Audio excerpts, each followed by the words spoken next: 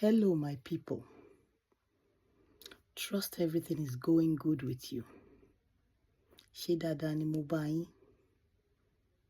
Today I'm going to mix the languages because on my page, sometimes I'm speaking my language, sometimes I'm speaking English. And when I really want to do some explanation and I want the points to really hit the right audience, I have to do it in my mother tongue anyway. And so that's why today's episode will be like this. Everybody is on social media nowadays. Almost everybody, because we still have a few people who are not on social media. But because of different reasons, maybe because they want to be busy, they just don't want to be bored, they want to be active, they also want to enjoy the fun of being on social media. Everybody is on social media. But what are we using social media for? Kí là ń fi social media ṣe gangan? A lot of people are using it for wonderful reasons, and it is helping them.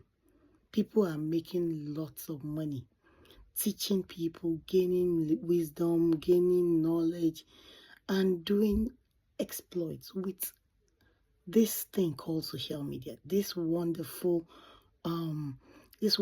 creation that God gave someone as a dream, and he worked on it and it came to pass. Now look at what everybody is doing. But nínú social media ọ̀hún, kí la ti rí tán sìn?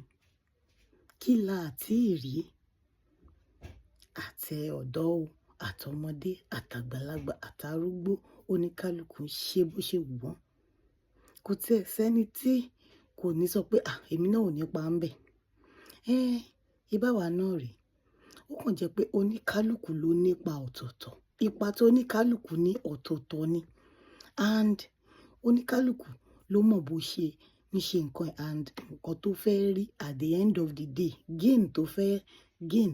Bóyá gain yẹn o, bóyá personal gain ni pé kó kàn dúnra ẹ̀ nínú pé I have said something that a lot of people will gain from, or I have said something that many people will resonate with, or I have said something that a lot of people will understand. These are the reasons, or many of the reasons táwọn èèyàn ṣì lè máa ṣe nǹkan tó ń ṣe. Èyí tó wá ká èmi lára díẹ̀ lénìí, torí ìgbà míì tí n bá wo màá kàn gbójú. Èyí tó ká mi lára ń bẹ̀ lénìí ni wípé àwọn òyìnbó tó ṣe social media, mi ì mọ̀ bóyá ọ̀dọ̀ wa nìkan ni o, but àwọn tá a jọ ń sọ èdè tí mò ń sọ ìtàn gbọ́ ti tèmi. Nǹkan tó ń fi social media ṣe ó ti wá di nǹkan ńlá. Torí wípé èdè yìí wọ́n ti gbà pé òyìnbó ò gbọ́. Torí pé tóyìnbó ò bá dẹ̀ sí ti gbọ́, kò sí nǹkan tí wọn ò fẹ́ fi sọ. Wọ́n wá sọra wọn dìdàkudà sórí afẹ́fẹ́. Eléyìí á bú ẹlòmíì wá sọra abúnibí ẹni láyìn. Àwọn kan á ní ẹ fílẹ̀, àwọn kan á ní ẹ má dá lóhùn, àwọn kan á ní ẹ dá lóhùn. Bó ní kálukú ṣáà ń ṣe bó ṣe wù wọ́n. Bẹ́ẹ̀ wọ́n ń pe wèrè ní òun fapá ewúrẹ́ òfin jẹyàn. Wọ́n ń pe wèrè ní òun fi tan àgùntàn òfin jẹ ọkà. Wọ́n ń pe wèrè ní òun gẹṣin lọ́sàn-án, òun gun ọmọ ènìyàn lóru. Ṣé torí wípé àwọn tán ni àwọn programs wọ̀nyí wọn ò mọ nǹkan tí ẹ̀ ń sọ lẹ ṣe wá sọ di bó ṣe wù yín? Kò tiẹ̀ wá ságbà, kò sọ́mọdé, kò sí nǹkan tó ń jẹ́ respect, kò sí nǹkan tó ń jẹ́ honor, kò sí nǹkan tó ń jẹ́ moral, kò sí nǹkan tó ń jẹ́ pé I want to do the right thing, I want to pass the right message. Àwọn ọmọdé ń wò mí, kí náà ń wò lára mi, kí ni wọ́n máa kọ́, kí ni wọ́n máa rí? Kò sí nǹkan tó jọ bẹ́ẹ̀ mọ́. Ó wá di ká máa gbéra ẹni ṣépè, ká gbé gbogbo lágbájá ṣépè, ká gbé tàmẹ̀dù ṣépè. Ó wá ti di competition ẹni tó lè ṣépè jù. Ṣépè tiẹ̀ lè dùn yàn ni. Ṣé o rò pé wọ́n lágbára ìpè? Ṣé o mọ̀ pé mi lè bounce back tó bá ṣe kíní kan? Nǹkan tí everybody fi ń tákà sí ni. Wọn ò fi iyì tákà mọ́. Wọn ò fi àpọ́nlé, wọn ò fi tákà mọ́. wọn ò fi maturity wọn ò fi tákà mọ́ èpè èébú ó ṣorí bákan ó ṣọrùn bákan ayé ẹ̀ rí bákan ọrùn ẹ̀ rí bákan ìyàwó ẹ̀ rí bákan bàbá ẹ̀ rí bákan wọn ò tiẹ̀ wá dúró lórí ara wọn gan wọn á tún ta sí àwọn ẹbí wọn á tún ta sí àwọn ará àdẹ̀hùnwòran kí ẹjọ́ kí la fẹ́ ṣe a lè lọ mú wọn so ni wọ́n ní ẹni tó bá ti fún ìgbìrà rọtí kó rẹ́dì láti gbọ́ gbogbo òyìnbó tó bá ń sọ ni gbogbo nǹkan tó bá ń sọ báyìí kò sí ni téèyàn bá ti so adìyẹ mọ́dì ó ti dá láwàdà adìyẹ àbí tó bá ti so yangan mọ́dì náà máa ń sọ àwọn òyìnbó wọ́n ti gbé prógráàmù wọ́n ti gbé ọpọ́n sílẹ̀ báyìí ó wá kù káwọn èèyàn wọ́n mọ̀ ṣe wọn mọ̀ ṣe kán wá máa display nǹkan tèmi kan mọ̀ ni wípé kò sí nǹkan tí ò lẹ́yìn ohun tó ń tán léegun ọdún béèyàn bá ń ṣe fùrúléńgé lẹ́nìí àwọn bàbá àjọhùn wá ní ó fẹ́ẹ́ rẹ̀ ná wọ́n ní ẹni tó bá ní pé òun fẹ́ ṣe kinní kan lòun fẹ́ máa jẹ kinní kan ẹ béèrè pé àwọn tán ti ṣe kó tó dìgbà yẹn ń kọ́ àwọn èèyàn ti wà tán ti burú bí àpáàrà tán ti ṣe pé kò sẹ́ni tó lè wojú wọn ṣe béèyàn lẹ fún ṣe tán àwọn yẹn náà popular she's popular in fact a lot of people read about her they learn about her they teach about her how industrious she was how this and that and that and that they will say so many good things but towards the end they will tell you she turned into something like a monster. Kí ló wá débẹ̀? Ṣé agbára? Òun ló ṣe jẹ́ wípé àwọn tó ń sọ wípé alágbára ayé ẹ rọra pé ọpọlọ tó ń jọra ẹ̀ mọ́lẹ̀ pì wọ́n ní ikú ń pa.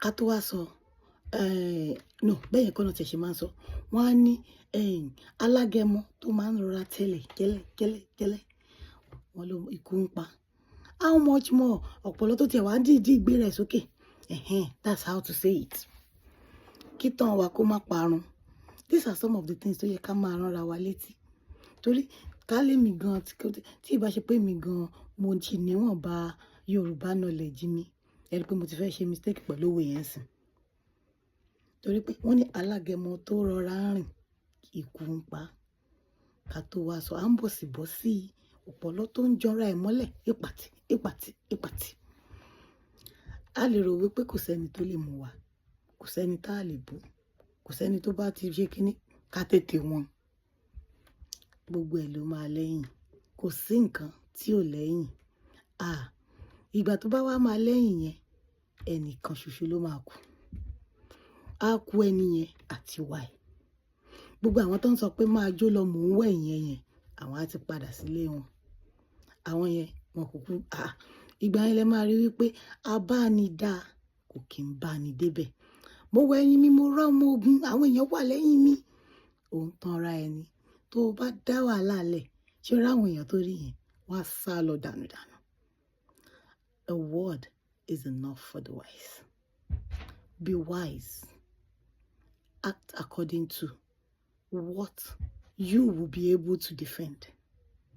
Do what you will do today so that tomorrow you will still be remembered for it. Àbọ̀rọ̀ là ń sọ fún ọmọlúàbí tó bá dénú ẹ̀ adòdìdì.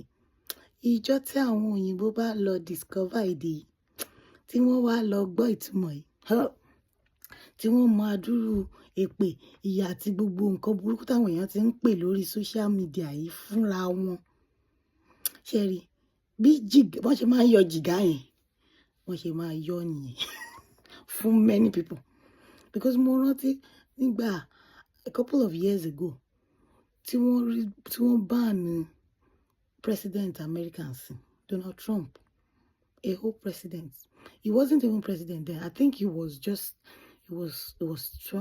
going against somebody I don't know how it happened but I just know he was banned because he was tweeting and òyìnbó kì í ṣe pé kò ṣe pé kò sọ half nǹkan táwọn èèyàn ń sọ ń sìn. But they still banned him. No, utterances yẹn ó ti bad jù. They couldn't fathom it. How can you utter such harsh words and think of such horrible things to say on social media? So wọ́n tètè ban him. They said banned for life or something like that. How much more tóyìnbó bá wá gbọ́ ìtumọ̀ àwọn tó ń gbé ọmọdé oyún inú àtàwọn generation wọn tó ń gbé wọn ṣépè, and the fact that they are cursing them is not even just the issue. They are cursing them and they are expecting that their curse will come to be. How can you do that? How can you wish people evil? Kí lẹjọ́ ń gbé, kí lẹjọ́ ń jù? Kéèyàn kan tiẹ̀ wá gbé nìkan ṣépè. Tẹ́ni yẹn bá kú lọ́jọ́ kejì, ẹjọ́ ṣé wọ́n ní wá ẹ wá pé lágbájá yìí ò sọ báyìí? Ṣé o máa rò wá di celebrity ní tẹ́ni yẹn bá fòṣànlẹ̀ tó bá kú? Àbí wàá lè bọ́ta pé yes, èmi ni mo sọ̀rọ̀ tó dẹ̀ fi ṣẹlẹ̀ báyìí. Tó bá wá sọ bẹ́ẹ̀ lóòótọ́, kí ló rò pé àwọn èèyàn tiẹ̀ ṣe máa wá rí ẹ? A fi fìlà péńrín, ọjọ́ kan ló máa ń níyì mọ́. Ọjọ́ tó bá fi fìlà tó fi pa erin yẹn, ọjọ́ yẹn nìkan ló níyì. By the following day, tán bá rí ẹ, àwọn èèyàn máa mérè ni. Everybody will run away from you pé no, kì í ṣe ẹni téèyàn lè súnmọ́. Ìwọ tó lè pa odidi erin pẹ̀lú kérin dẹ̀ lọ bẹ́ẹ̀. So people should do what? They should soften the pedal. Ayé yìí ò le. Ẹ jẹ́ kí gbogbo wa enjoy ara wa. Social media is to enjoy, to connect, to educate, to be informed. Kí ló ń ṣẹlẹ̀ lápá bí? Kí ló ń ṣẹlẹ̀ lápá ọ̀hún? Ẹ jẹ́ ká lò bó ṣe yẹ. Ká má fi ṣe pé, ká má fi búyàn, ká má fi jàjà tí ò lọ́gbọ́n nú. Téèyàn bá báyàn jà, ìwọ̀nba lèèyàn máa ń ṣe mọ̀.